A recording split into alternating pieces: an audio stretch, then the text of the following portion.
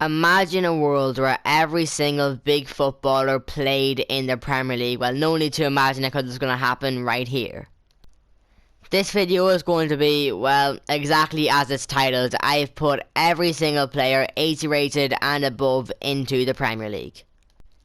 Every team has kept all of their players that are 80 rated and above, and every other player in FIFA from La Liga, from Serie A, as long as you're 80 rated and above, has been randomly generated to a random Premier League team. You could see Mbappe on Arsenal, Ronaldo on Chelsea, Messi on Southampton. All of these are possibilities. Before we get into showing you guys the teams, actually, wait, never mind. Before I go ahead to show you guys the team, make sure you like, subscribe and follow the new Instagram account link in the description. Let's start off by showing you guys Bournemouth. There was only one Bournemouth player that actually remained in the starting 11, and that is Pedro Neto. He's actually the only Bournemouth player that actually remains in this entire team. Like you got the likes of Parejo, Talisca, Pedri, all joining in Bournemouth. Diaby, Orban, even Jan Vertonghen back in the Premier League. Carvajal's a good one to have it right back. Even Davinson Sanchez, or not, Alexis Sanchez, not Davinson. Alexis Sanchez as their striker, but like Pedri's going to be huge for this team. As what I see from this team, honestly, I see sort of mid-table stuff. Now let's look at Arsenal. This is the best team that I've been able to make for them. I've gone on ahead and handpicked all of these starting 11s and chosen formations and all that already. So let's start things off up top. Patrick Schick for Arsenal, Fekir, Eden Hazard, Odegaard and Partey and Saka remain in the team, and so does Saliba, Gabriel and Ramsdale. This is a problem. There'll be some teams that don't really get a better goalkeeper. So look, Ramsdale might actually cost Arsenal the title or anything even, because like he's a low rated goalkeeper, as other teams would have got high rated goalkeepers. But this Arsenal team, it's good as always. They're doing good in real life. Odegaard the captain. Hazard's going to be interesting back in the Prem, but we'll see what happens. Oh my god, Aston Villa has Kylian Mbappe at left wing. I cannot believe this. He is going to be so crucial for them. They have Andre Silva as well. Fede Valverde is going to be a big one. Verratti in midfield. Look at this backline. Nuno Mendes, Militao, Araujo, and then Timber at right back. Like, that is huge. That's an unreal backline with loads of potential for Aston Villa. Even Mbappe, guys. This is actually a very young team. I can expect this team to do very good. We found Messi. Messi is currently at Brentford. Alright, this one's going to be interesting. Messi, Aspas and Muniain. Do you know what? Honestly, it's always going to be interesting when you have a small team like this and then they have such a good player like Messi, because you want to see how Messi will actually be able to help the team. They got Navas in goals. I don't know why Navas isn't at Nottingham Forest. This must have been a mod from, I don't know, maybe before he moved there, maybe before the January transfer, guys. But still, this is a pretty good team actually. Do you know what I might do? I might throw Rafinha in over Muniain. Just I feel like he'll be younger and he'll be better for them too. But no, this is a solid team.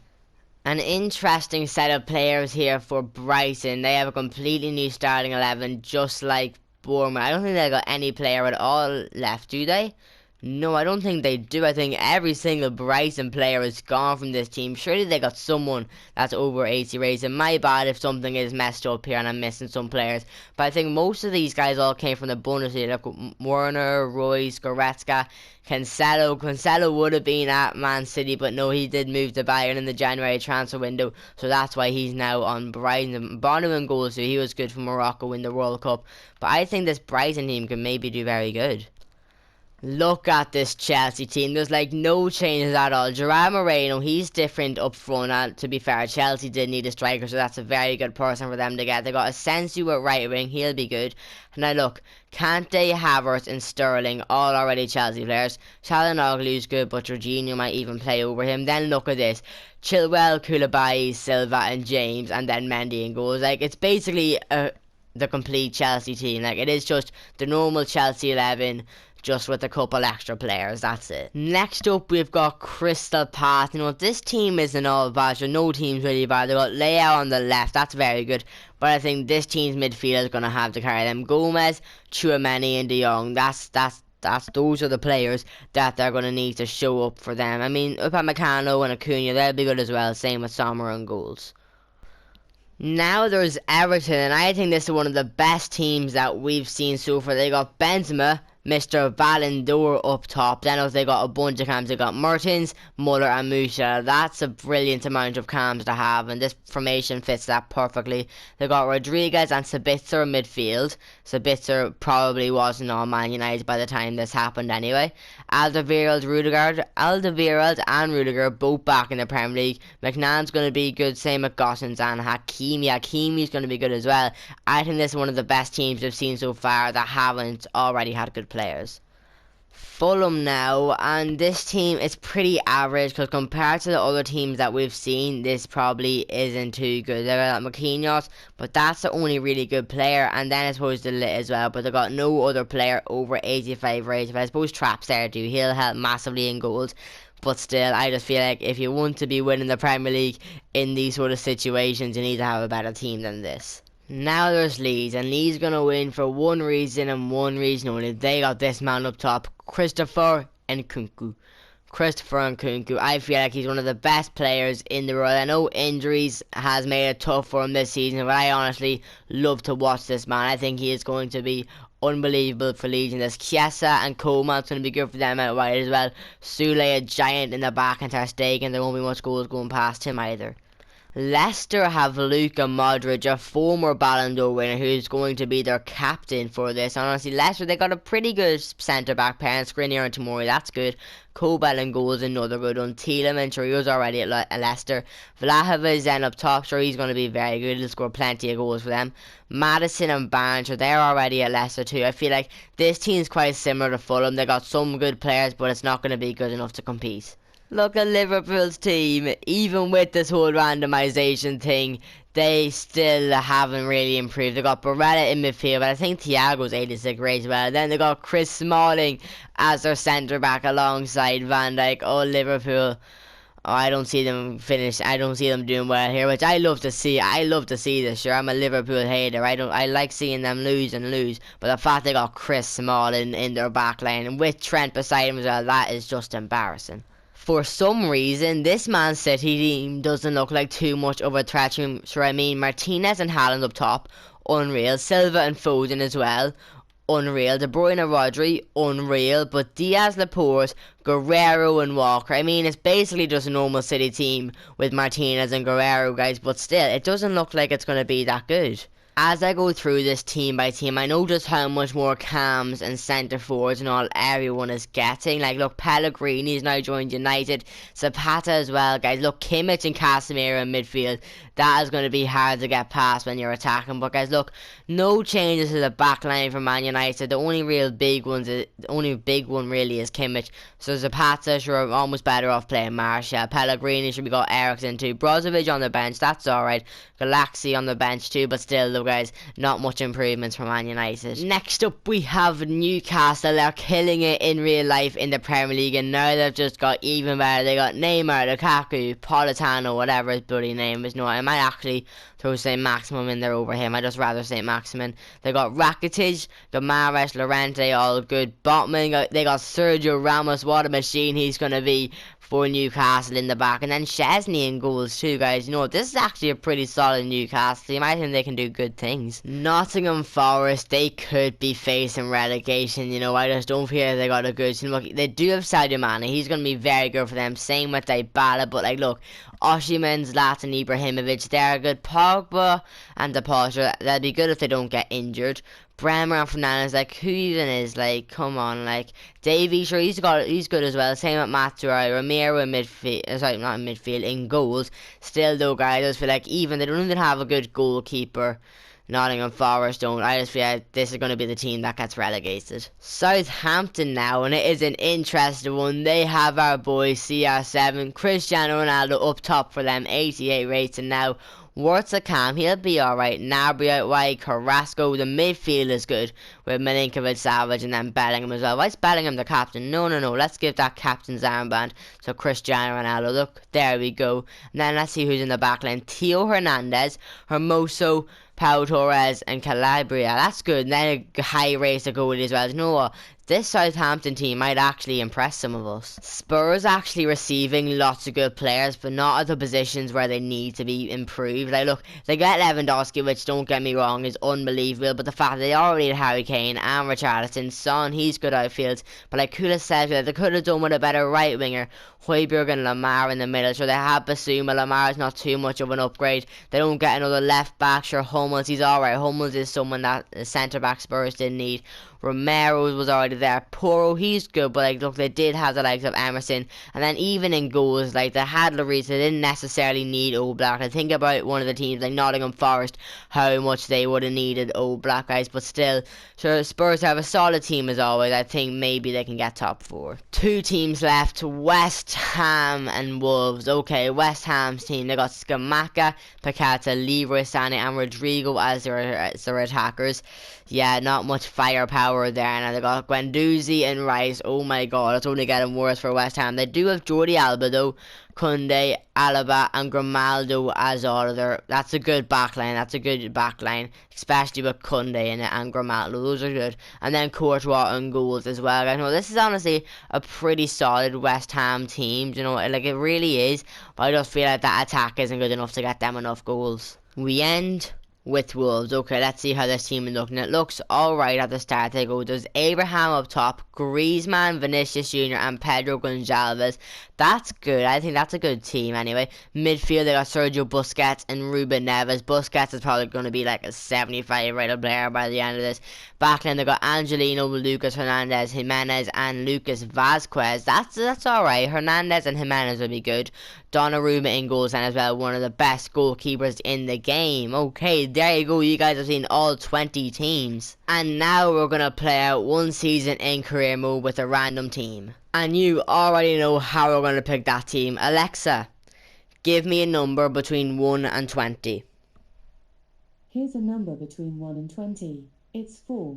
It's 4.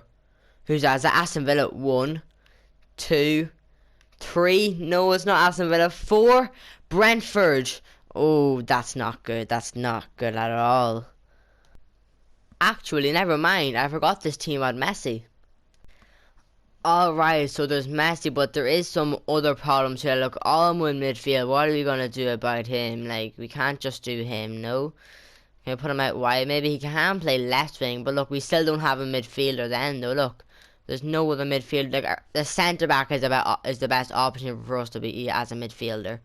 What about Tadic? Can he play midfield maybe? No, well, he does only get a -2. Maybe if he switched to a 4-3-3 attack, it could do something. I don't know here. Actually, do you know what? Let's try this. Oh, wait, maybe never mind. I was thinking maybe we could work something out here, but no, we can't. It's the exact same. We still don't have a midfielder. Alright. Then maybe 4-3-3 attack will have to be the best option then, I think. So look, there we go. Aspas back there. But then look, there's no midfielder to go here.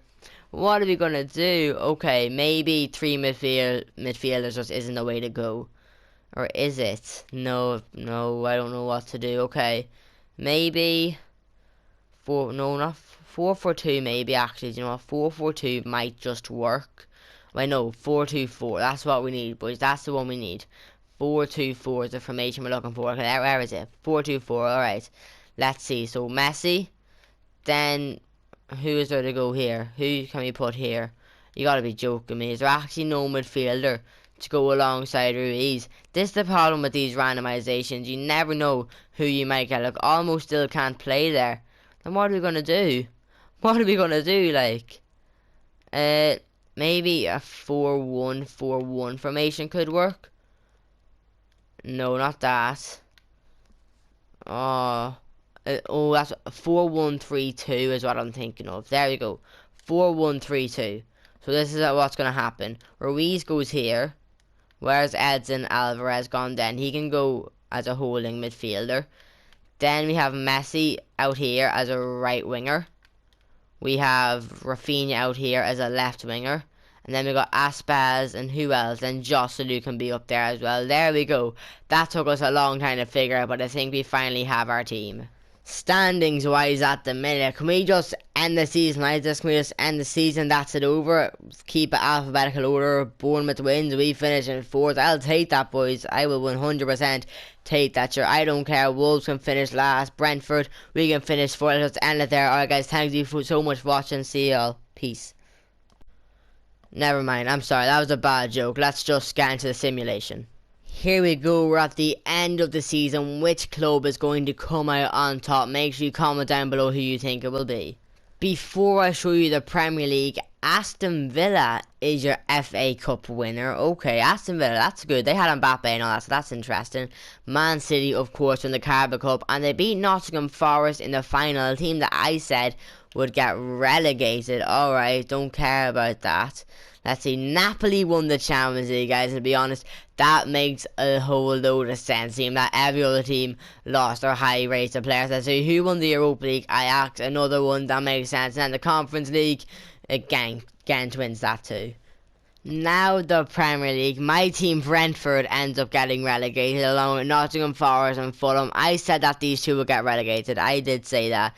Then 17th Leeds, 16th Bournemouth, 15th Leicester, 14th Crystal Palace, 13th Mbappe's Aston Villa, 12th Brighton, 11th Wolves, 10th West Ham, 9th Southampton, Ronaldo's Southampton, 8th Arsenal. Okay, Arsenal finished in 8th. I thought they would do better now. 7th is Newcastle, who had Neymar. 6th is Chelsea. Chelsea basically just had their normal team anyway.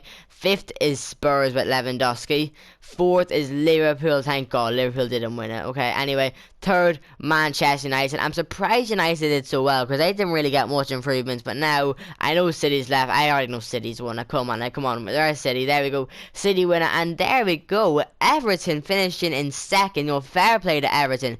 That's good stuff there by Everton. Who did they have? They had Benzema. Oh, and then they had the 3 cams. They had Muller and Musiala and all them. And then they had Sabitzer too. Alright, so Everton, they didn't have the best team, but they still managed to finish 2nd. Lewandowski is your top goal scorer. Haaland 2nd with 26. Lewandowski got 27. Neymar does good with 20. So does Lautaro Martinez. Harry Kane. Wait, why was Harry Kane on Man United? Wait, what? Oh, wait, he would have been able to make transfers as well in game. I forgot about that. So throughout the career mode, there would have been teams signing people as well. Oh, this makes a lot more sense now. Anyway, Benzema for Everton with 18. Sure, Everton were always going to do good with Benzema. You knew that already. Diaz did good for Liverpool. Royce and all. Good. Valverde got some for Aston Villa, guys. This is alright. And guys, I just noticed there, Messi actually got relegated with Brentford. Does this really show how Messi would do if he joined the Premier League? I don't know. And with that, that's going to do it for today's episode. This was really fun. I love making these fun experiments and bringing it to you guys. If you did enjoy the video, make sure you like, subscribe, do all that stuff, and I'll catch you in the next one. Peace.